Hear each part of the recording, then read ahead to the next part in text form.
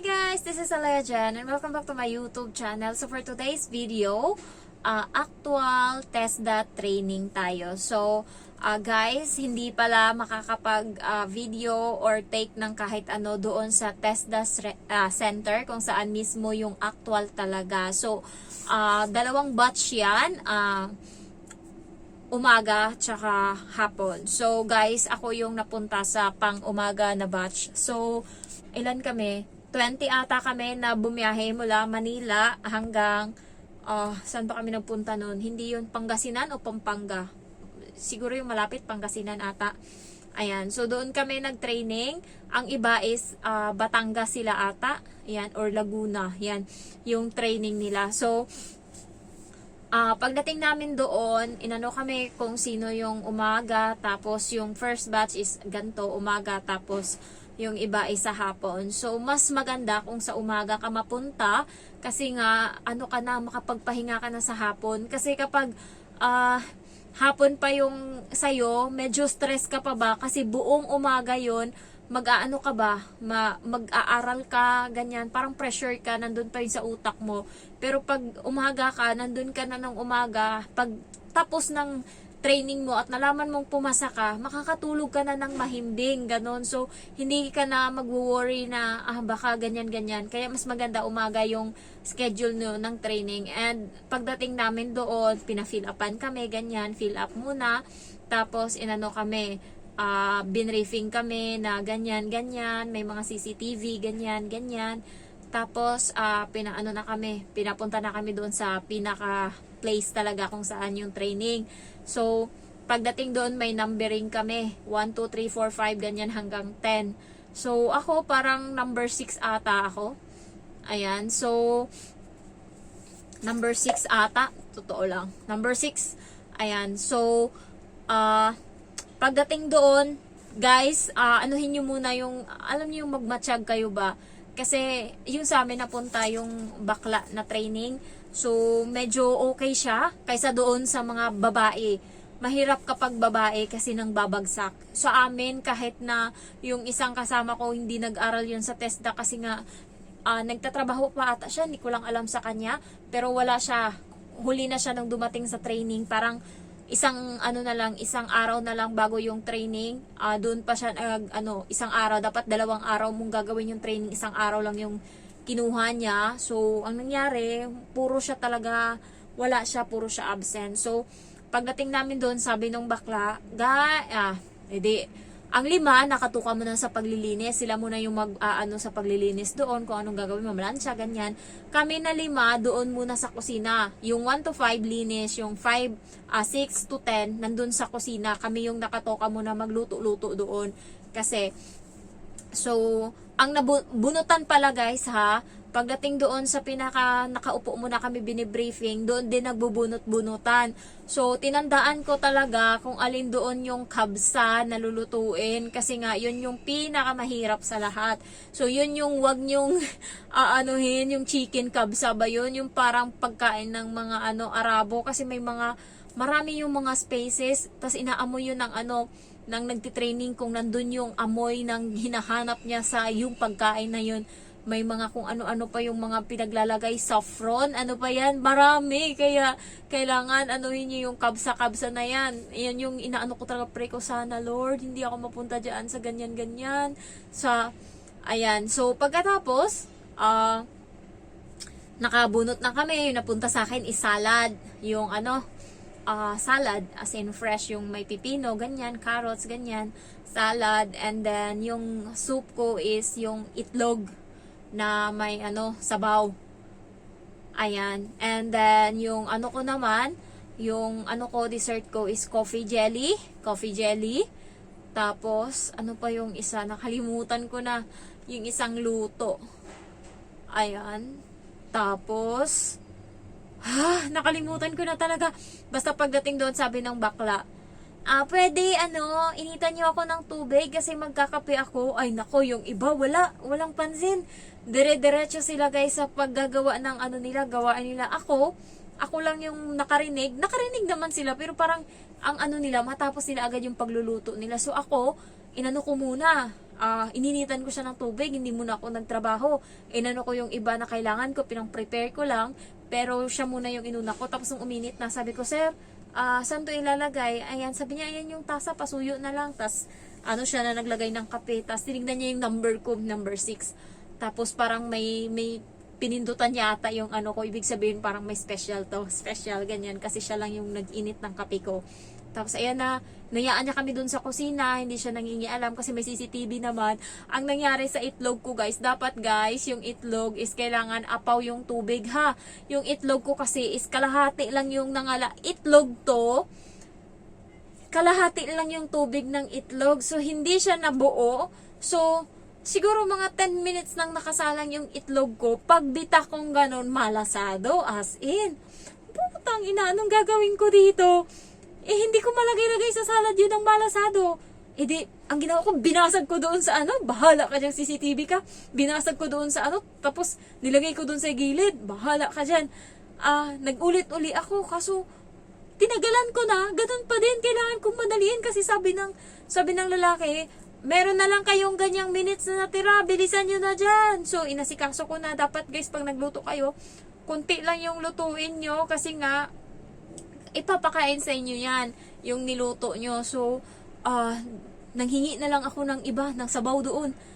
Tapos pinagalitan yung isa kasi wala ding alam, tapos tanong ng tanong, tapos sabi ng nag-assist sa amin, wag kang turo ng turo dyan sa kanya, kasi ikaw yung ibabagsak ko, hindi siya, sabing ganun. So, hindi na, bawal na kami magturo-turuan.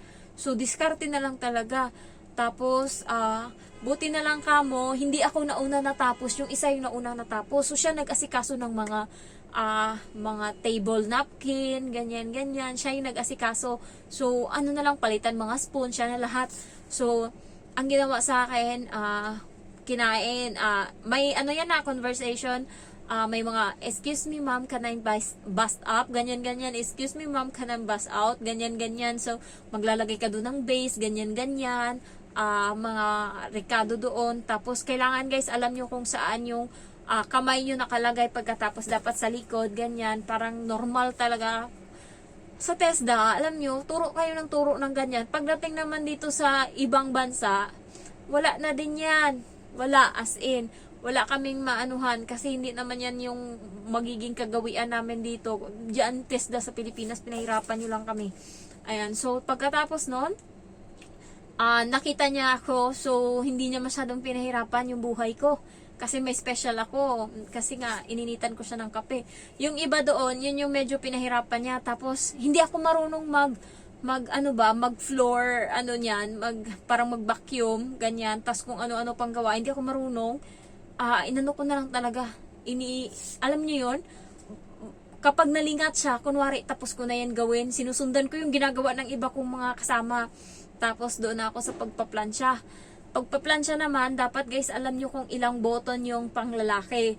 Ang dapat isiper nyo ay i-button nyo sa damit ng lalaki na polo is 1, 3, tapos 6, pinakadulo sa baba. Kapag babae naman, 1, 3, 5, ganyan. Alalahanin nyo yan ha, kasi dyan kayo magkakamali kapag hindi nyo yan tinandaan. Yan yung tinitingnan nila kung makakapasa ka o hindi kapag tama yung pag-button mo niyan sa pagplansya.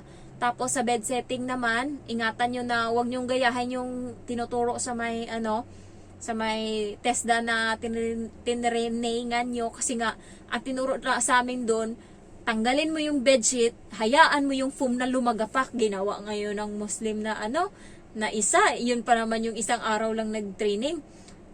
Inangat niya yung bedsheet tapos samama yung yung foam, binagsak niya ganun, ang lakas ng lagabog. Sabi ng bakla sa kanya, ano ginawa mo? Bakit mo ginawa yun? Yun po yung turo sa amin. Nasirain yung mga gamit dito? Sabing so, dapat ingat kayo. Huwag yung ginagaya-gaya yung ginagawa doon sa sa training. Sa tinirningan ko pa naman, ganyan magturo si Madel. Ibabagsak yung foam ng ng bed. So, yun. Iningat-ingatan ko, ganyan, para okay na yung setup. Basta galingan nyo na lang guys, hindi naman siya ganun kahirap. Pag bakla or lalaki, medyo maging kampante kayo kasi hindi yan nagbabagsak.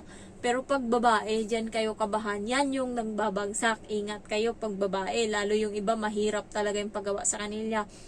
Tapos, pagdating namin dun sa may banyo, oh, paano maglinis ng CR? Sabing ganon.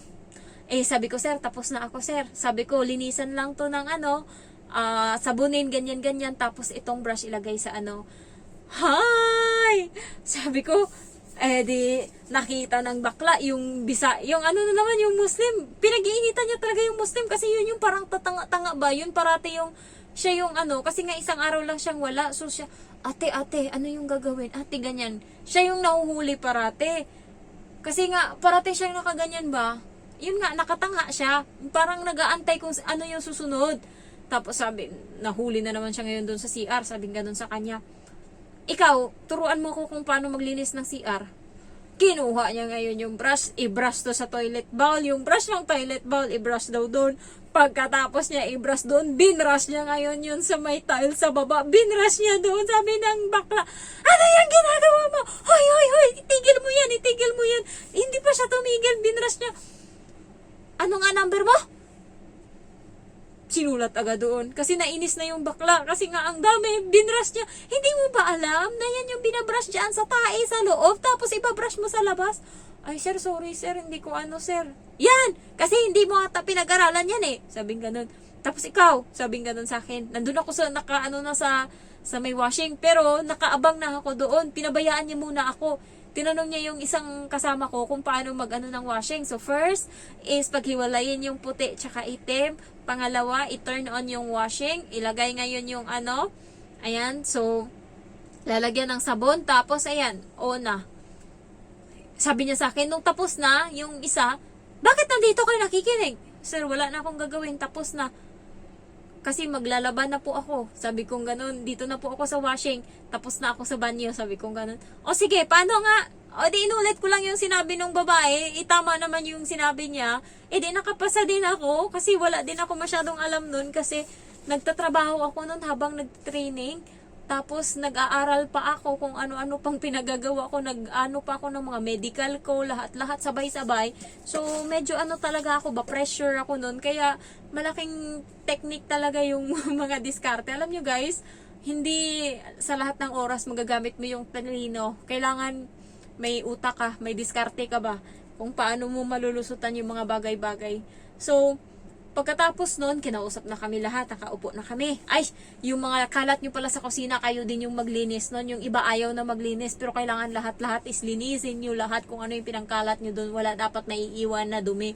Tapon nyo din yung basura nyo. So, yung isang babae, yung kabsa niya na niluto, nilagay niya sa apron niya, tapos dinala niya pa uwi kasi nga hindi niya makaya kainin. Tapos yun na, nag-ano na kami doon, nag-ano-ano na, ayan, nag-usap na ito, ayan, nakapasa, congrats.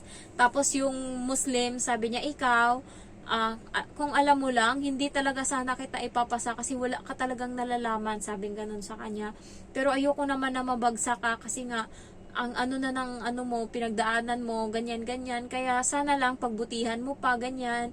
Tapos, ayan, sabi niya, ipapasa kita, pero yung kasama niya, kasi dalawa sila na hindi umattend, isang araw lang, yung isa niyang kasama ay wala talaga, hindi talaga yung nakapasa.